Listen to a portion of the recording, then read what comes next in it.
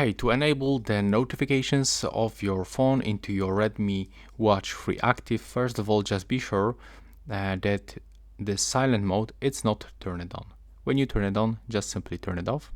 And next, also go to the settings and be sure that the do not disturb mode is turned off. When you do this, when you check these functions and that you are sure that they are turned off, next you have to go into the Mi Fitness application, select your device, and from here go to the app notifications. Now turn on this app notifications. Also, we can turn on the wake screen.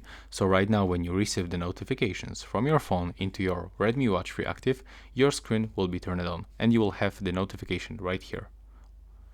Next, you can also click to synchronize all notifications.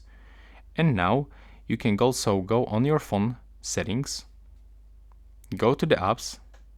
From here, select the Mi Fitness application. So located between all of these apps that you have on your phone. In my case, it's located right here. And be sure that you open the notifications and turn them on.